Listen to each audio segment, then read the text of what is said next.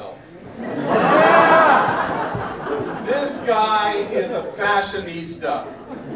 He is the type of man that men want to be like and women want to be with. And you'd be right. People call me Mr. Mai Tai, Mr. Party Animal, Mr. Stud Muffin. But most people just call me Reverend, because I am a pastor. Thank you. I've been a pastor for over 20 years, and I love being a pastor. But it has its downsides. First church I ever pastored, I did 34 funerals in 4 years. For you math whizzes out there, that's like one funeral every 6 weeks for 4 years.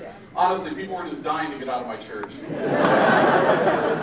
I did this one funeral where the lady was cremated, and I showed up, and her daughter comes out, and she's like, Pastor Greg, Mom's in the wrong urn. And I went, I really don't think your mom minds at this point.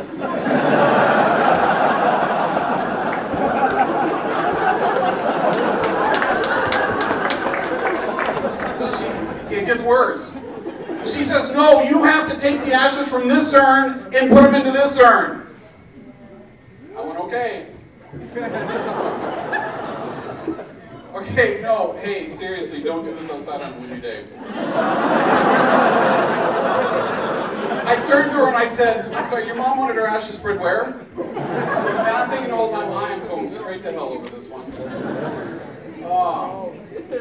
So, I often get an interesting response when people find out what I do for a living. So, for example, recently I went to the barber to get a haircut.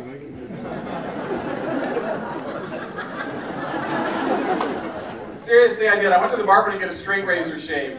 And as she's shaving me, this religious program comes on TV and she freaks out. She goes, I hate these religious programs. These pastors are a bunch of charlatans. And she goes and she turns on Jerry Springer. And then she comes back, no word of a lie. She has a straight razor poised over my jugular vein and she says, so what do you do for a living? And folks, honesty is important to me. So I looked in the eye, I'm like, actually, ma'am, I'm a male stripper. Let me tell you, she warmed right up, so I just went with it. I said, you've heard of the Chippendales? I danced with another group called the Chunky Dales. Ba-ba-ba-ba-boom! Oh. Thank you. So I've been happily married for 25 years to the same woman. My wife has been happily married for about 15 years. And how many married people here? All right, excellent, all 7 of you, super. So, I love being married, but the one thing I was unprepared for in marriage was a mother-in-law. And don't get me wrong, I like my mother-in-law. But she comes to visit every year for a whole week. And one time, I just couldn't handle it anymore. It was like day 3, and I'm like, hey, Mom, do you know what the perfect weight for a mother-in-law is? 10.5 pounds, including the urn.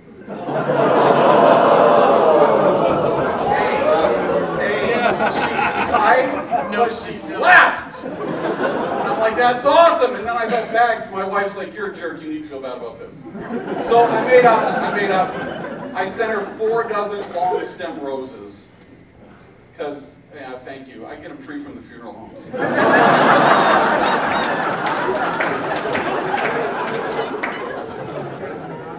So, my wife and I have 3 girls, so I am the only man in a house full of estrogen.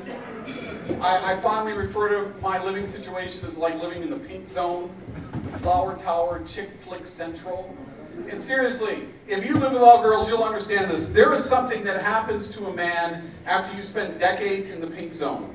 It's like you grow a small set of ovaries. Like the 3rd week of every month, I crave chocolate. I'm like, where are the M&Ms? I'm digging through the couch looking for old M&Ms. But when you live in the pink zone, you have to do things that men really shouldn't have to do. Guys like buy feminine products. Right, seriously, guys, your wife, your girlfriend, but in your case, probably your mom. Right?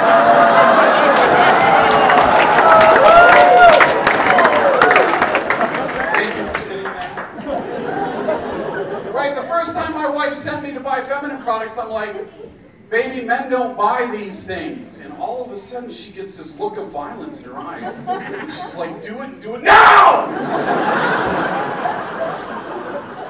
I'm like, sugar booger, you're starting to scare me.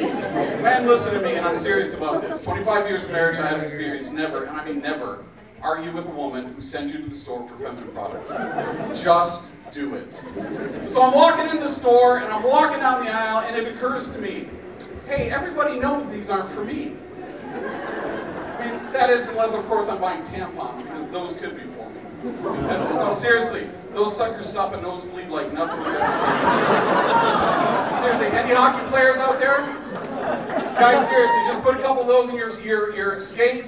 If you get a nosebleed, you just pop one of those bad boys out, screw it in, leave that string hanging down, nobody will bother you. And trust me when I say this, they'll last for at least 2 periods.